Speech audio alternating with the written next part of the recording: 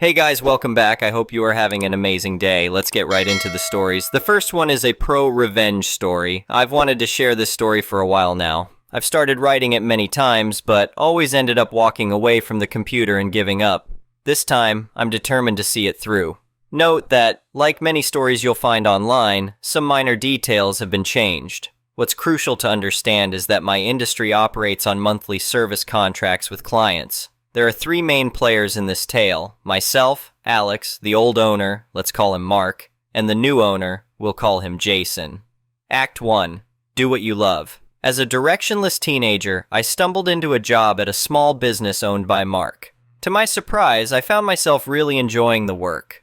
Over time, my life plans shifted to ensure I could continue working for Mark long term.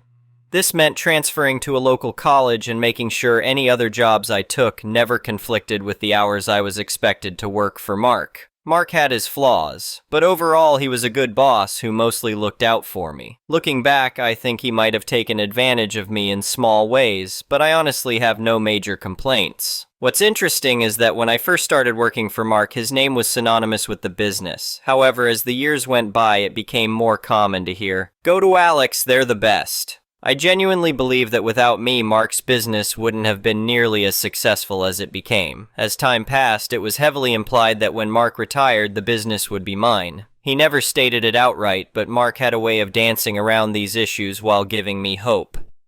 One day, Mark pulled me aside and said, "Alex, you've been doing great work here. I see a bright future for you in this business." I smiled, feeling a mix of pride and anticipation. "Thanks, Mark. I really love what I do here." Act 2. Enter Jason.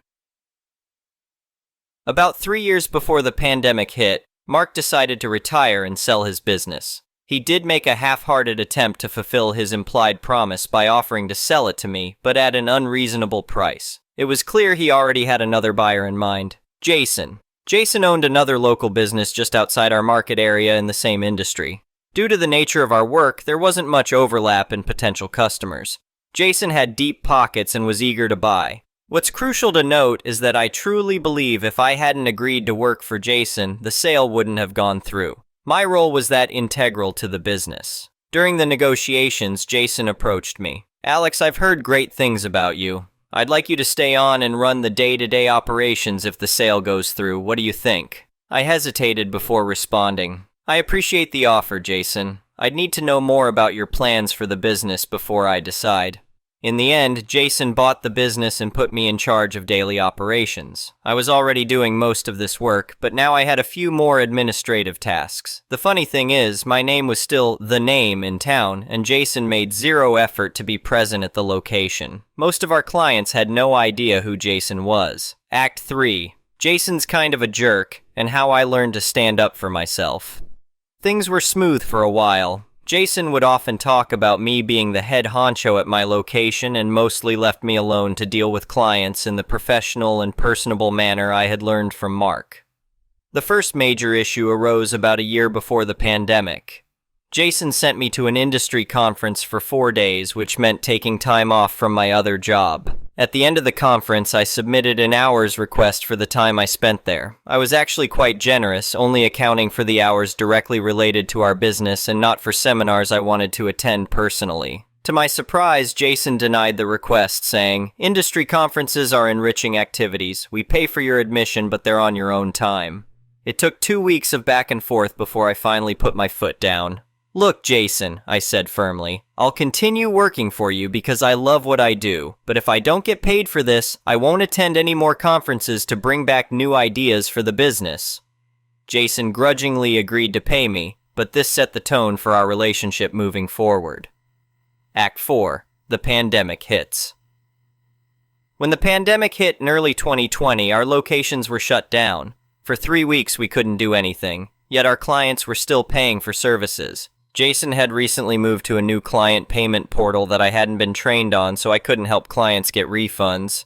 I reached out to Jason about going virtual to assist clients. His response was an angry text full of expletives that essentially said, "You're not the boss, go screw yourself. You had your chance to be the owner and turned it down. I'm in charge." We eventually went virtual about a week later, but the damage was done. I was receiving daily calls, texts, and emails from frustrated clients about their memberships and bills, and I was powerless to help them. It was at this point that I knew things were falling apart and I needed to take action. Over the next 2 months, I studied various business structures extensively, communicated my intentions to all the staff at my location, continued giving 110% to my clients in a virtual capacity, built a website and social media presence from scratch. I don't think Jason anticipated any of this. He probably also didn't realize that because I often had to do back-end work from home, I had what was essentially a little black book of every client's contact information. Act 5. Surgical Strikes.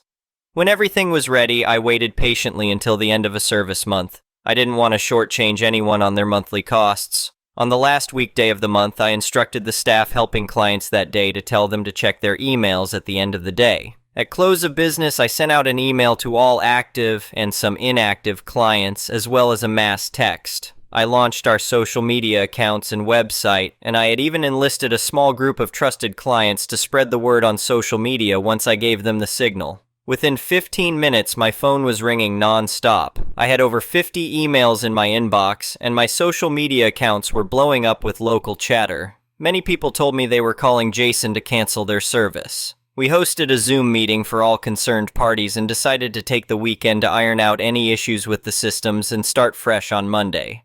An hour after my announcement, Jason sent out a mass text to every client stating that he would be shutting down the business effective immediately. At the start of the pandemic, we had roughly 50 active clients. On my first day of business, I had signed up 75 active clients. Many inactive ones told me, yeah, we stopped doing business with you guys because Jason was kind of a jerk. What's really important to remember is that I never wanted or cared to be a business owner. I was perfectly happy working for someone else as long as I was treated with respect.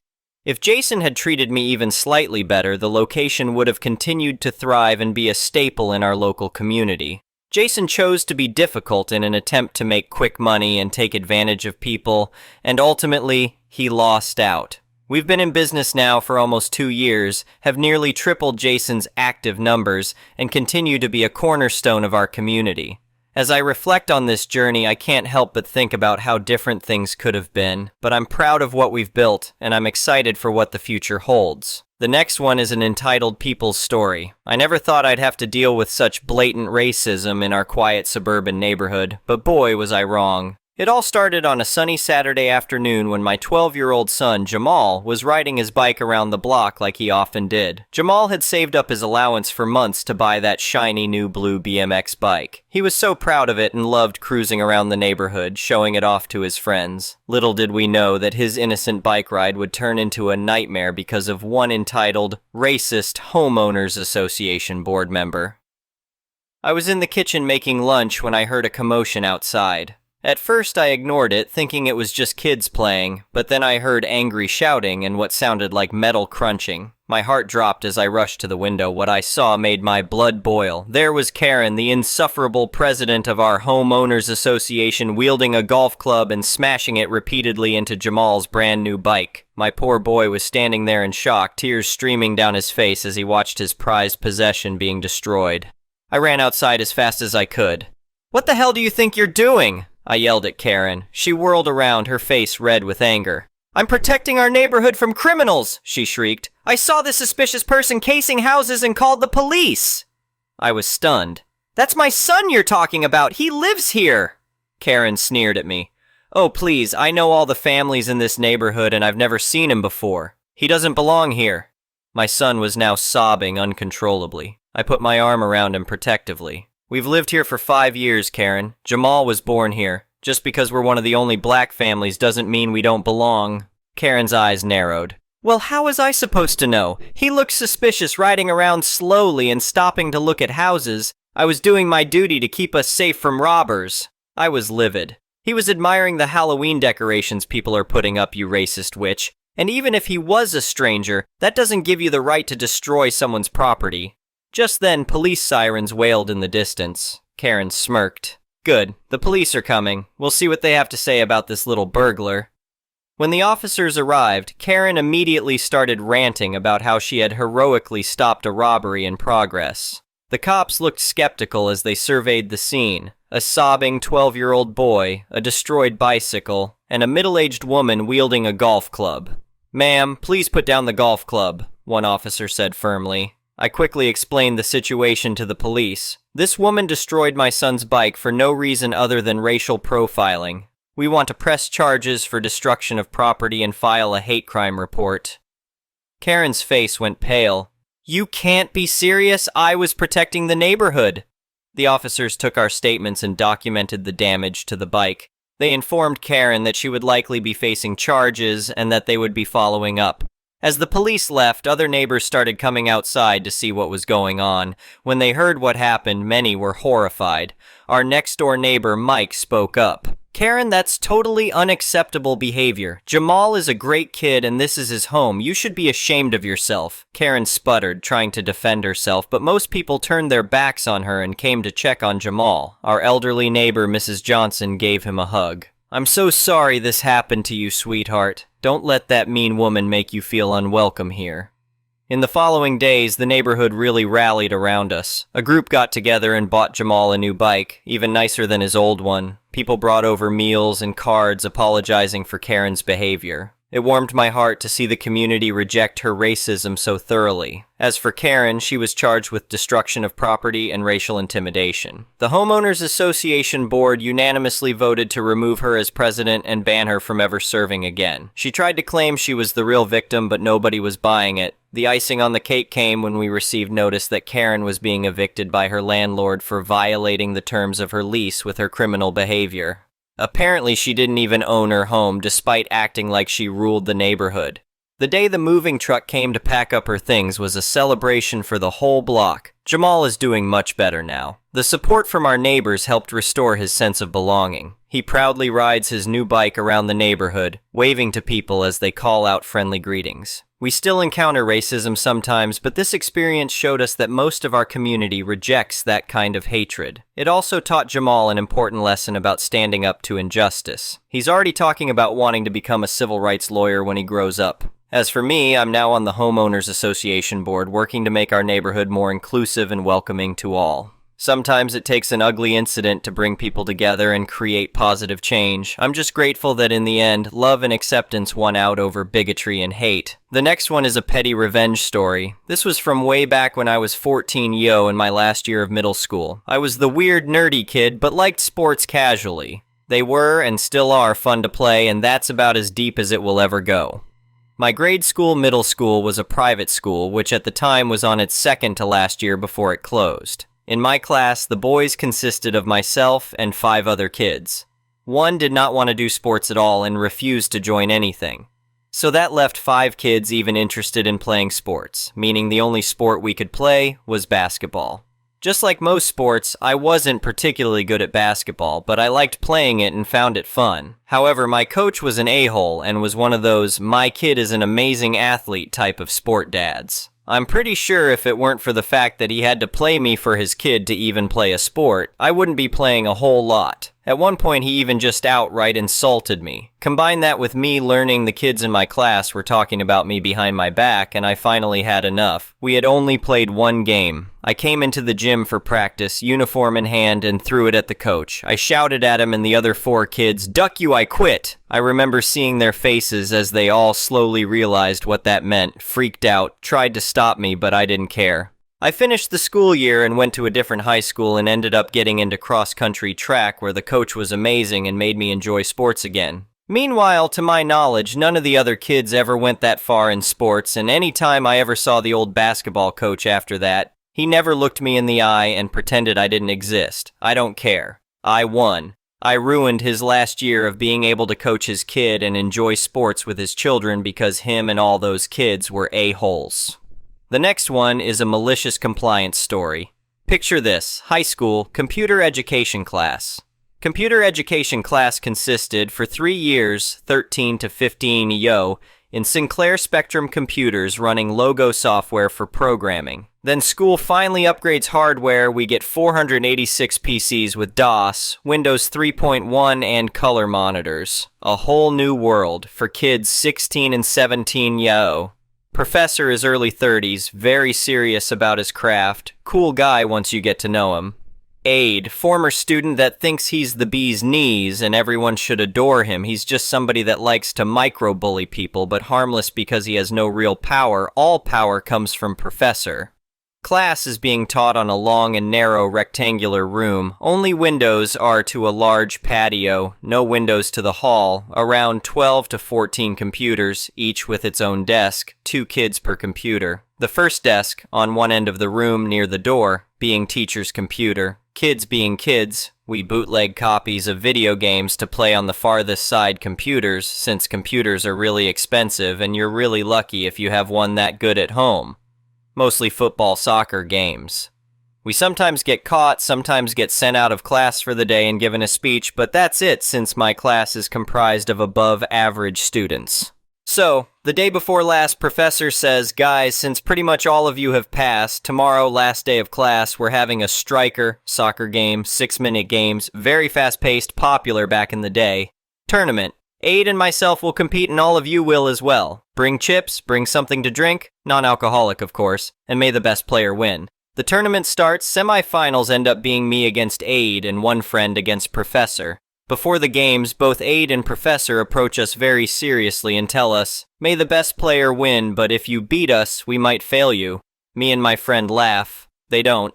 I'm not about calling his bluff and risk problems. I choose Trinidad and Tobago, very bad team. Aide chooses Brazil, best team on the game. My friend goes with some mid-team I don't remember. Professor chooses Argentina, very good team. All the other students already out of the tournament gather around the remaining 2 computers to watch the games. Halftime, Aide is beating me 3-0. Professor is beating my friend 4-0. Aide says with a satisfaction smirk on his face, come on guys, we're bluffing. Do your best to beat us. This is not entertaining anymore. But he does not know one thing. 4 of us spend around 2 to 3 hours, 3 to 4 times a week playing the game. We know every single trick, everything there is to know about the game. They're beating us because we're afraid they might pull rank. I say to Aide, but you won't fail us, right? No, do your absolute best. I look at my friend, he smirks maliciously, I smile, we say okay, and proceed to comply. Big time. The games ended 3-11 and 4-12. Aide almost breaks the keyboard. The rest of the students are going nuts. Professor takes it like a champ. My friend beats me in the finals, nobody cares anymore. To this day, I still don't know how nobody came to the room to say something about the noise. It was a perfect way to end high school.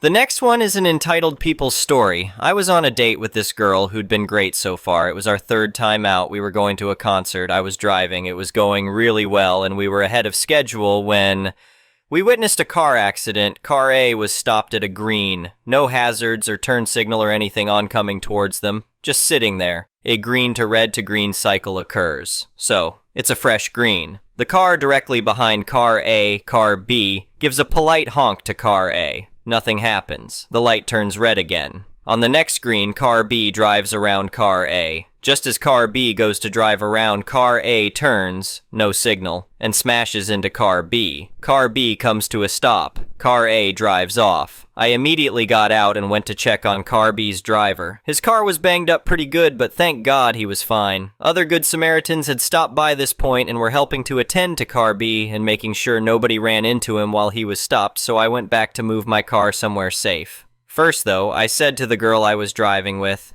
I guess we better call 911 and let the police know about all this. And she said, appalled, don't do that. You said he's fine. Let's just go.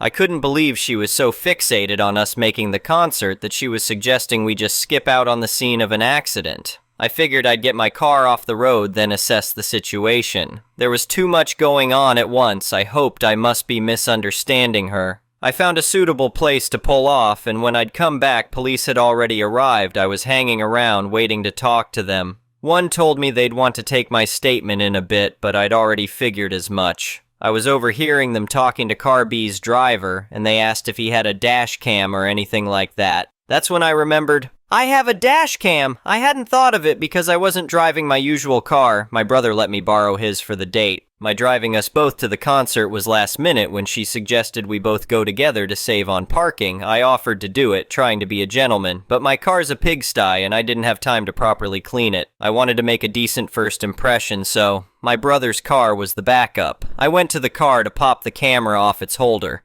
I wasn't sure how to extract the video's data, but figured they'd know. The girl I was with asked me what I was doing, and pretty excited about the whole thing, I explained I'd probably captured the incident with the dash cam, so I was going to bring it over to the police. She grabbed my wrist, like with force. Gripped my wrist is more like it, and yanked me back into the front seat. I thought maybe another car was coming or something. She gave me a heart attack. "You can't do that," she gasped, like I'd told her I was going to ram the guy a second time for some insurance money of my own. "Let's just go," she insisted. I couldn't believe it. That was a total turnoff for me. One of the things that had most attracted me to the girl in the first place was her compassion for others, service-oriented profession, and seemingly deep capacity for empathy. This was out of left field. I told her we had to stay around until the crash had been resolved since we were witnesses. The police would want to talk to me. Probably her too. She emphasized again, "You can't do that." "What? Do what?" I asked, trying to figure out what I was missing. "You can't talk to the police," she said like it was cancerous. Still confused, I thought she meant I shouldn't insert myself into an active crime scene or whatever. So I explained the police had already let me know while I was over there that they'd definitely want my statement. She goes, "You, a white male, are just going to cooperate with police?" Of course! First of all, she's white. Second of all, the driver of car B was black. I gave up on trying to understand and told her, "I think I'm probably missing something here." And she replied, "Yeah, about 3 centuries of systemic marginalization and oppression." I felt like I was reading a hoax article in the New York Post. I told her the obvious, that the impacted driver was black and probably wanted the incriminating dashcam footage of the person who hit his car. She has the nerve to go, "He doesn't know what he wants, he's probably too scared. You have to help him." I was having trouble computing what she'd said, and I was still pretty excited that I had dashcam footage. So I told her the police had already let me know I had to give a statement, so I was pretty sure leaving at that point would be illegal, but that I'd be right back. I mean, she couldn't get mad at me for following the law, right? Wrong. When I got back, she was gone. Haven't heard from her since. Even after I reached out to be sure she made it home okay. Probably for the best. We didn't make it any further. Thank you for watching. I would really appreciate it if you could like the video and subscribe to our channel if you haven't already. We'll see you again tomorrow.